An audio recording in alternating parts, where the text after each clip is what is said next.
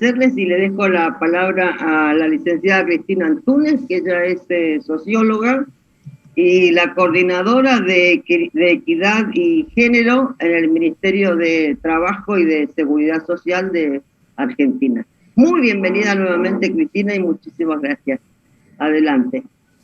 Bueno, ¿qué tal? ¿Cómo están? Un gusto estar acá y agradezco muchísimo esta invitación. Compartir con ustedes un poco lo que estamos trabajando. Creo que soy la única que represento al Estado en esta reunión y quizás es una perspectiva interesante y muy interesante también para nosotros este intercambio. Ni hablar de la posibilidad de intercambiar con la realidad de otros países, que me parece que en este momento es muy importante, sobre todo en los avances en los temas de género, que me parece que todos los países de Latinoamérica estamos viviendo un momento muy especial de avance en estos temas. Yo hace mucho tiempo que vengo trabajando en esto, hace 12 años, y realmente las comparaciones son impresionantes. Desde cuando empezamos a hablar de la autonomía económica de las mujeres en el ámbito laboral y ahora, y realmente es un momento único. Así que yo prácticamente pensé en compartirles algunos datos que tienen que ver con cuestiones ya estructurales del mercado laboral que condicionan mucho a las mujeres y mostrar un poco también los nudos y los problemas más importantes sobre los que habría que trabajar y sobre los que las políticas de alguna manera toman, pero no de una manera integral todavía, y hay unos cuantos desafíos pendientes.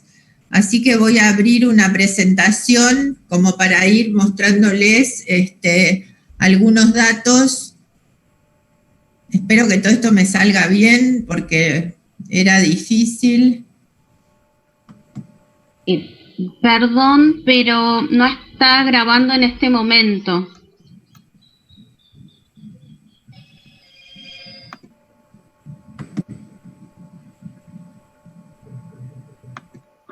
¿No podés poner vos a grabar, Marcela, si estás vos como anfitriona? No, porque ya lo tiene Cristina. Por eso avisé. Bueno, entonces Cristina, por favor, si podés apretar abajo que dice grabar. Ahí voy. No, tranquila. ¿Me decís más o menos dónde está esto? Abajo donde dice record. Directamente apreta, viste que abajo dice participantes, chat, share screen, record y reactions. Si está en inglés, está en español, como el mío, no. No encuentro el récord, che. Grabar, si no está en español. No, está en no inglés. se preocupen, porque si se cambia de anfitrión, creo que se corta la grabación. Yo lo empecé a grabar desde el principio, porque me di cuenta que no estaba grabando. ¿Vos lo estás grabando? Sí. Bueno, listo. Acá está, lo encontré. No, a ver. Déjalo, Cris, porque Bueno. Vamos adelante.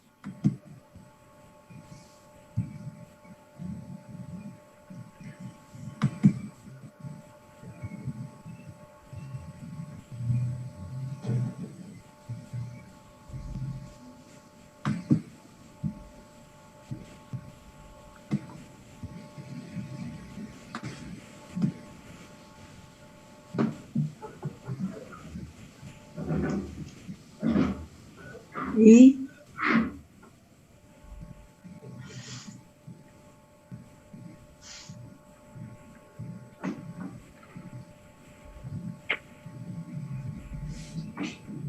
Bueno. ¿Carga, Cris? No encuentro donde dice presentación ahora.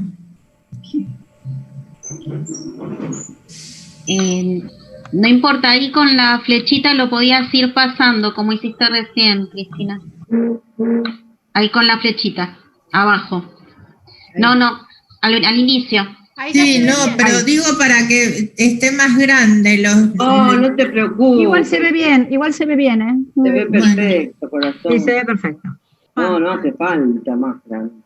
Bueno, acá los datos más importantes son los que tienen que ver con la tasa de actividad.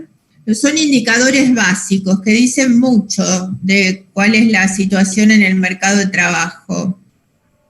Tenemos la tasa de actividad, la tasa de empleo, desocupación, subocupación horaria y empleo no registrado.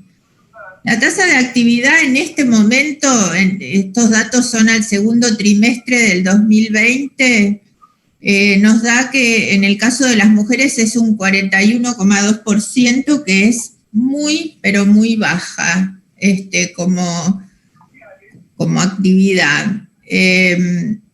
Para darles una idea, hace 2 años, el año pasado y en el 2018, la tasa de actividad era del 48%, pero también es baja la de los varones en este momento.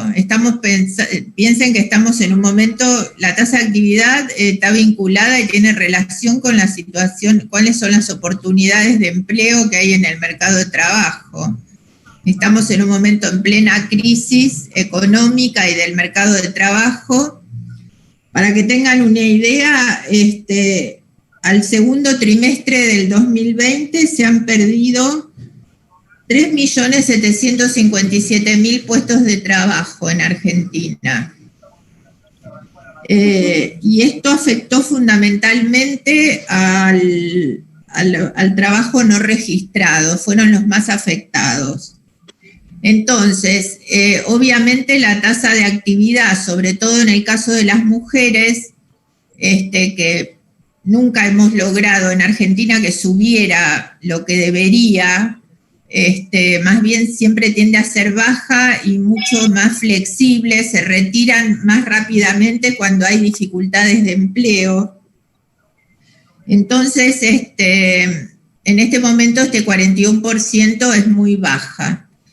En términos generales, lo que les quiero contar es que, por ejemplo, la tasa de actividad y la tasa de empleo, que son tasas favorables, digamos, que aumentan cuando la cosa está mejor, afectan por igual con disminución tanto a los varones como a las mujeres. Los varones también tienen caídas y caídas importantes.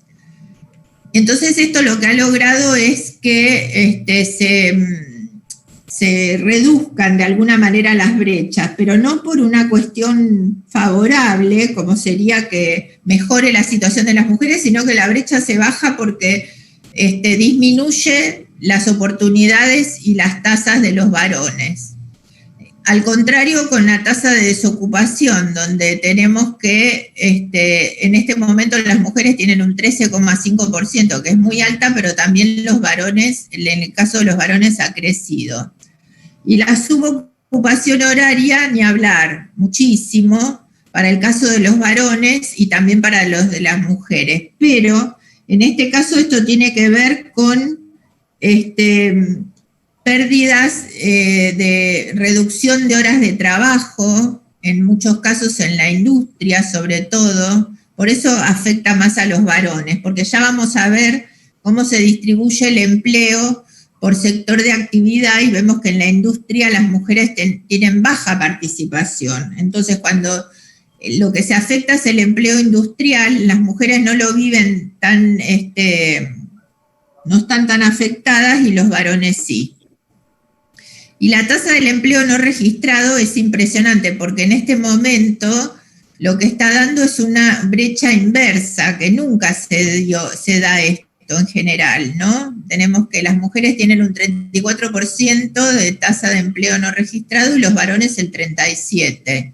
O sea que es mayor la tasa de empleo no registrado en los varones en este momento, cosa que no se venía dando previamente.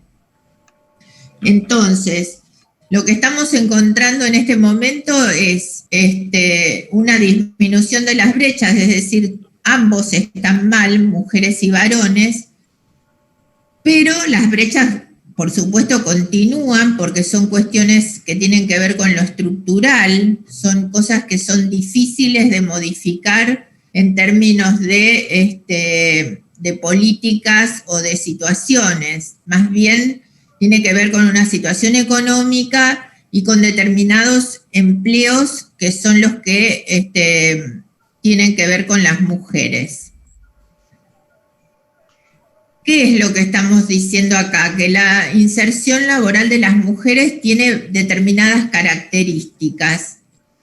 Esto que siempre las mujeres están afectadas en la tasa de actividad, en el empleo, en el desempleo, implica que tienen una inserción más conflictiva, mayores dificultades de conseguir empleo, en términos normales. Ahora con la crisis esto se agudiza, pero también se agudiza para los varones. Pero ¿cómo es esa inserción? ¿Por qué las mujeres tienen estas dificultades? ¿Y por qué esto después, vamos a ver, se manifiesta en una brecha de ingresos que siempre permanece? O sea, la brecha salarial es algo que es un indicador importante de cuánto hay de desigualdad en el mercado de trabajo. Entonces tenemos la segregación horizontal y la segregación vertical. La segregación horizontal nos habla de dónde son los sectores donde se insertan las mujeres predominantemente.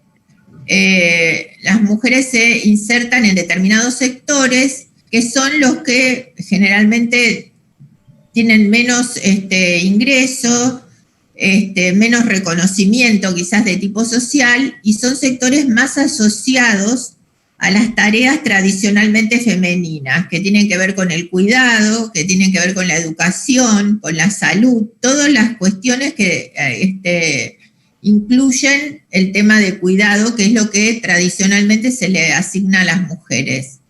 Esto tiene que ver porque después vamos a ver por qué el tema de los cuidados está influyendo acá.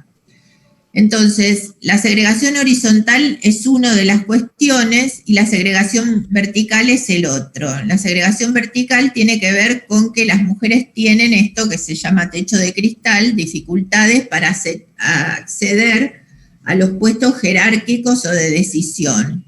Esto en todos los sectores, en los sectores de actividad privado, del sector privado, esto también pasa en el sector público, quizás en menor medida, pero también sucede, y también sucede en los sindicatos, en cualquier tipo de organización que tiene que ver con el trabajo, hay dificultad para que las mujeres accedan a los puestos de decisión.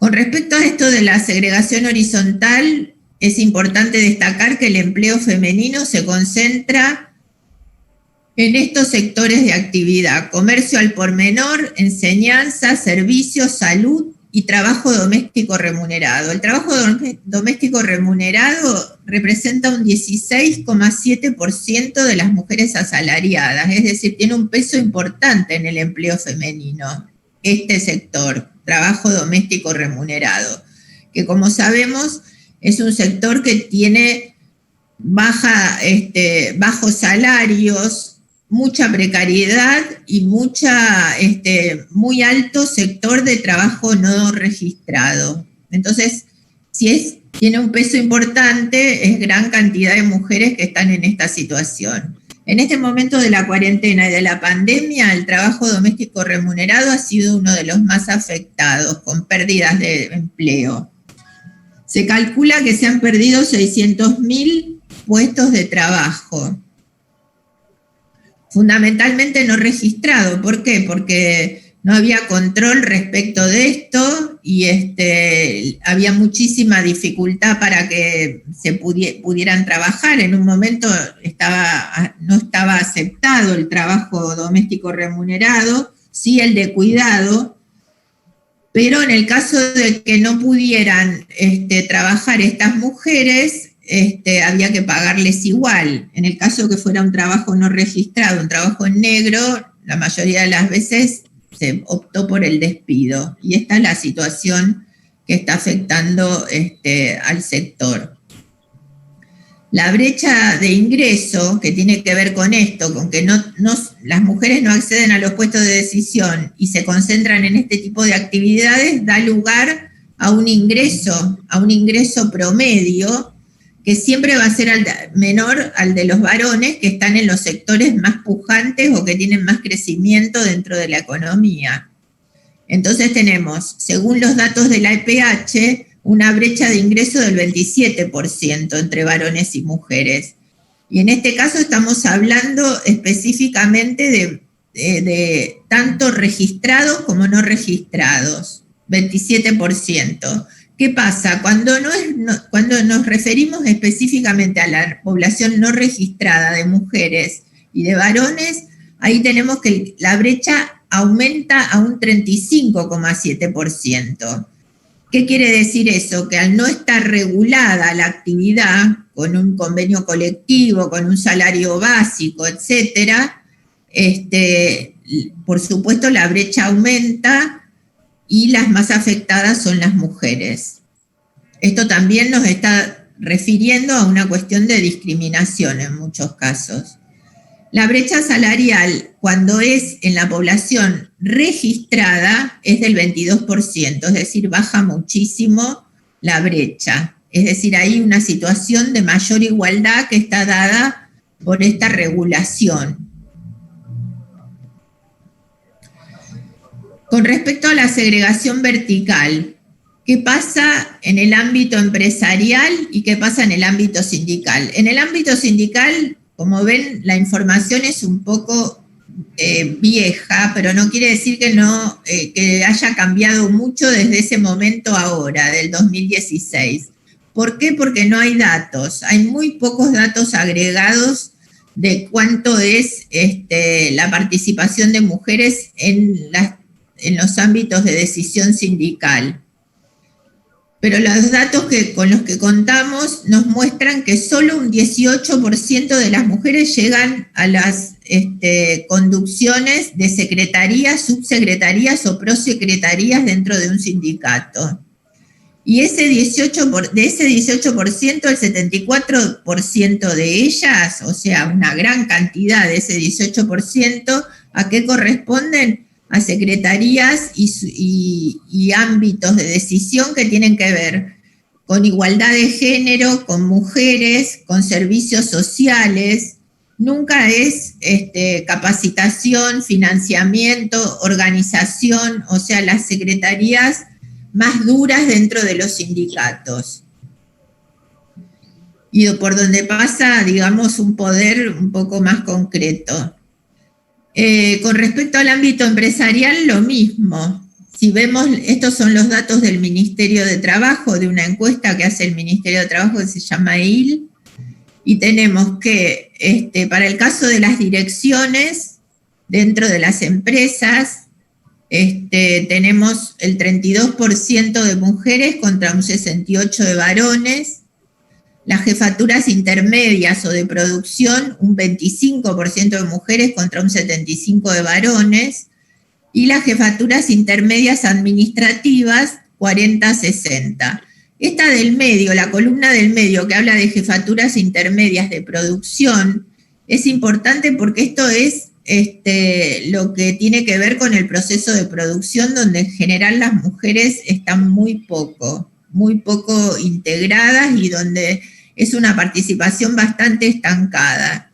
Las jefaturas a las que sí acceden las mujeres son las administrativas, y los cargos importantes de gerencias o direcciones son también las que están ligadas más que nada a cuestiones de personal, en muchos casos, recursos humanos, tareas de comunicación, etcétera. Pero en los ámbitos productivos, lo que es el proceso de producción, hay muy poca participación de mujeres.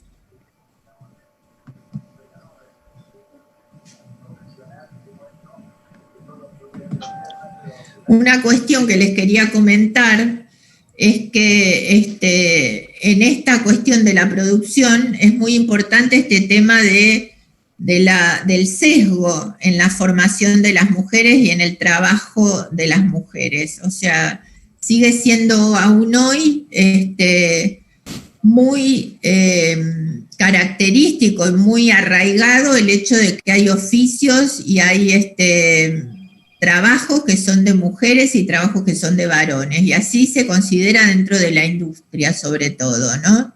En los servicios esto está un poco más, menos sesgado, el sesgo es a la toma de decisión, pero en el tipo de tarea sigue siendo una cuestión muy importante.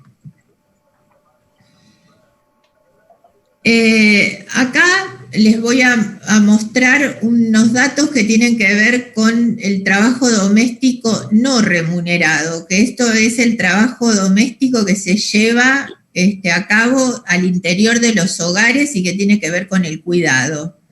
Acá tenemos una encuesta que es un módulo que se incluyó en la PH, en la encuesta permanente de hogares, en el año 2013 y después no se volvió a medir esto. Pero que en este momento se está preparando una encuesta de este tipo, de uso del tiempo, para poder hacerla todos los años, frecuentemente, y poder ir midiendo esto.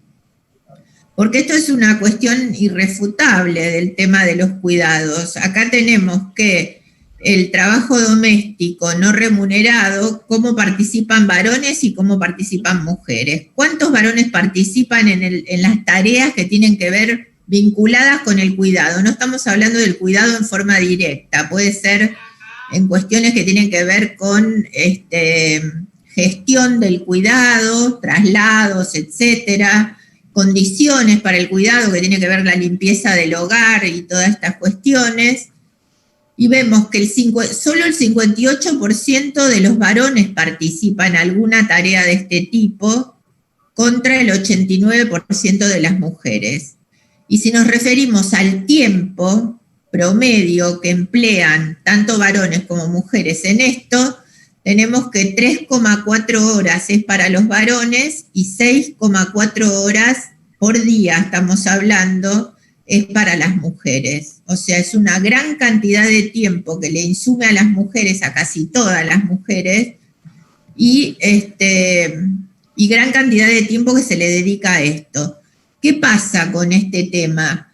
Es que es la contracara de lo que veníamos diciendo anteriormente respecto de cómo es la tasa de participación en el mercado laboral, cómo es la inserción laboral de las mujeres, porque el tiempo que no pueden o que no participan en el mercado laboral está reflejado en esto, es como la contracara de la participación en el trabajo remunerado. ¿Qué implica esto? Que hasta tanto esto no se modifique o no sea posible ir modificándolo, es muy difícil que las mujeres vuelvan a insertarse en una condición de igualdad con los varones. Porque no es posible si uno tiene dedicado. Estamos hablando del tiempo en horas. Imagínense también lo que significa el tema de tener la cabeza en ambos lugares permanentemente, en estar gestionando de alguna manera a distancia o no, cuestiones que tienen que ver con el trabajo remunerado y con la participación en las cuestiones de cuidado. El tema del cuidado, entonces, es una de las políticas a las cuales habría que arribar con una política concreta y sustentable, con la articulación de todos los ministerios, para poder ir modificando esta situación. O sea, que el tema del cuidado deje de ser una responsabilidad casi exclusiva de las mujeres para pasar a ser una cuestión compartida. Y por otro lado, que el tema del cuidado se asuma como una responsabilidad o una corresponsabilidad social, porque no es solamente una cuestión de las mujeres, no es solamente una cuestión de los hogares, hay una política, hay un Estado que tiene que incorporar, tener en cuenta este tema del cuidado. Como yo digo siempre, a los niños hay que cuidarlos, eso no lo discute nadie, a los niños, a las personas dependientes que tienen discapacidad, a los adultos mayores, o sea, eso hay que cuidarlo sí o sí, es una cuestión social. ¿Por qué no está visto como una cuestión social y se deja librado eso a qué es lo que pasa en cada uno de los hogares y dentro de los hogares a las mujeres? Porque esto tiene que ver con una cuestión de cómo se organizó el tema del cuidado históricamente. Tenemos una división sexual del trabajo que implica que los varones hacen determinadas tareas y las mujeres otras. ¿Y qué es lo que determinó las tareas de las mujeres. La maternidad, si las mujeres pueden ser madres, tienen la capacidad de ser madres y de amamantar y de estar con los niños desde que nacen, bueno, son las que tienen que cuidar a los hijos. Pero esto es una cuestión social, es una forma de organización social que se viene de alguna manera cambiando y modificando, pero no lo suficiente. Como ustedes saben, el movimiento feminista ha ido avanzando en esto y poniendo claridad sobre determinadas cuestiones. Y una de ellas es el tema de la economía feminista. ¿Qué hace la economía feminista? Empieza a trasladar la mirada desde lo que se tenía como históricamente dentro de la economía, como el tema de la reproducción del capital y las reglas de mercado.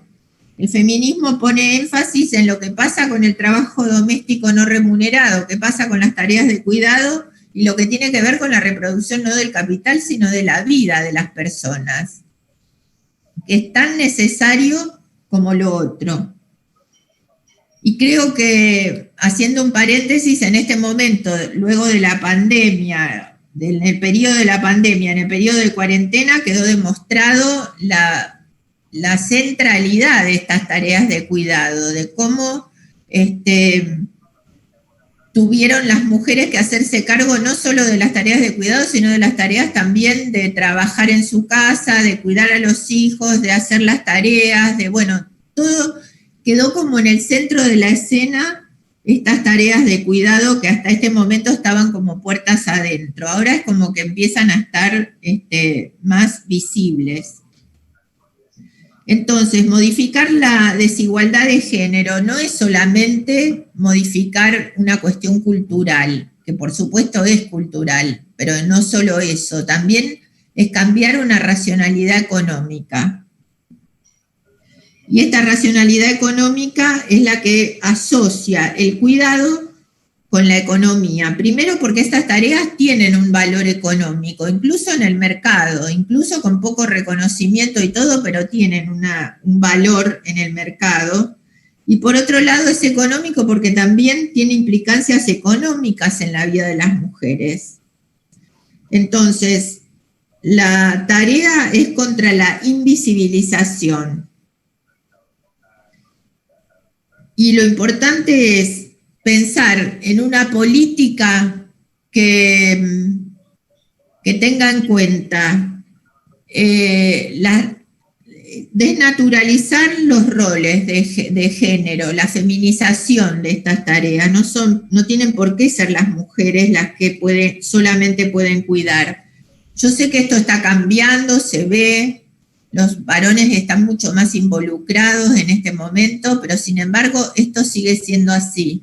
En una pareja, varón-mujer, cuando se tiene que decidir quién se va a involucrar en el trabajo, quién va a aceptar, si las mujeres van a aceptar tareas que tengan que ver, o puestos que tengan que ver con decisión y mayor disponibilidad de trabajo, en general no lo aceptan. No lo aceptan porque tienen que conciliar. La posibilidad de conciliación, en cuanto empieza a restringirse la posibilidad de conciliación, prefieren dar un paso al costado y dejar que sean los varones los que avancen en este tipo de tareas. Por eso, en este caso también es un rol determinante de las relaciones de género que también hay que modificar o tienen que empezar a encontrarse una conciencia mayor en este tipo de cosas. Pero la conciencia mayor implica no solo dentro de los hogares, como les decía antes, sino que las empresas también puedan entender. Hay mucho sesgo en esto, en la contratación de mujeres, que tener un hijo no implica para una mujer un condicionamiento, sino una posibilidad de poder compartir estas tareas y esta paternidad con los varones. Cris, sí. Perdón que te interrumpa un minuto, pero tenemos mucha gente en la sala de espera. Yo no sé ¿Qué podemos hacer? Nada, que estamos como un poquito ajustados con el tiempo y nos estamos pasando a la media hora ya de la exposición. A lo mejor, no sé si podés sintetizar un poco porque ahí me está llamando todo el mundo. Bueno, yo lo doy por terminado si querés. No, mi amor, no, tampoco eso, pero por ahí, no sé si podés. Voy un poco más rápido, sí, no te preocupes.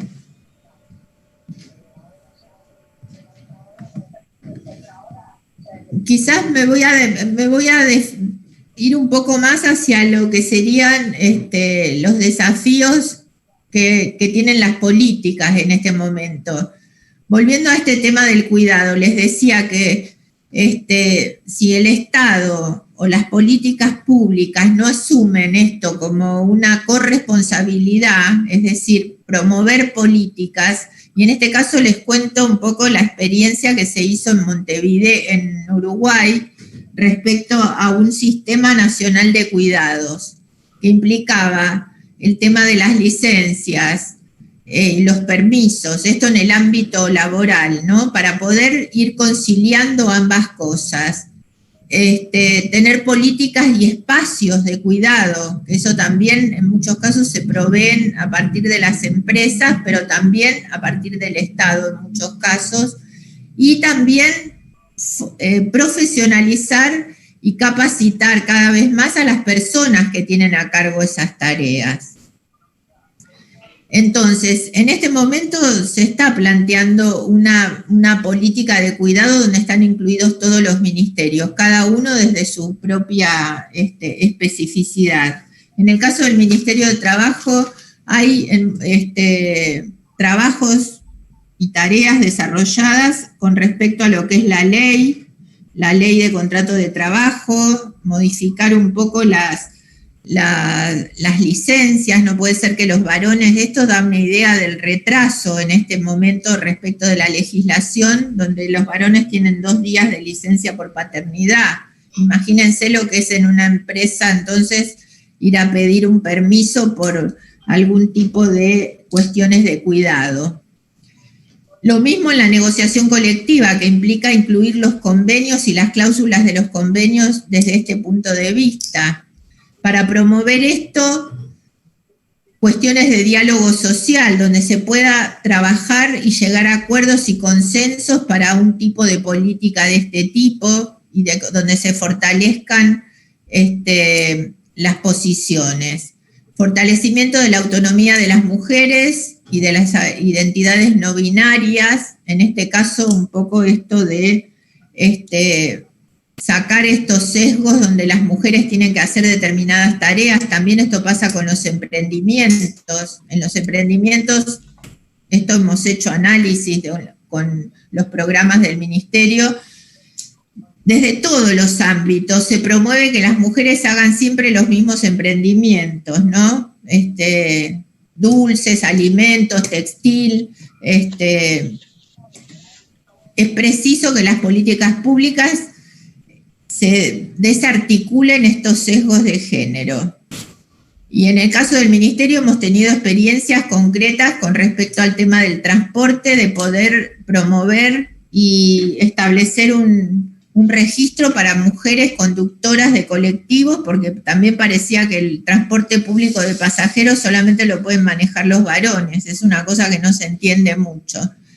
Y por último, el tema de la violencia y el acoso en el mundo del trabajo, que implica en este momento empezar a pensar en una ley también que pueda adecuar la legislación argentina, que incluye las leyes y los convenios colectivos, a un nuevo convenio de la OIT en este momento, que por primera vez reconoce el tema de la violencia y acoso en el mundo del trabajo está destinado o afecta predominantemente a las mujeres. Bueno, si hay alguna pregunta o posibilidad de diálogo después, pero no quiero seguir ocupando el tiempo. Lisset. De acuerdo, muchísimas gracias, Cris. Sí, igual van dejando preguntas en el chat que yo después las comparto. Perfecto. Ahora, ¿qué hago? Te comparto. Si quieren dejar mail o preguntas, yo las envío para todos lados después. Me quedo con el chat. Bueno, ahora a Marcela le pasás a Marcela. Marce está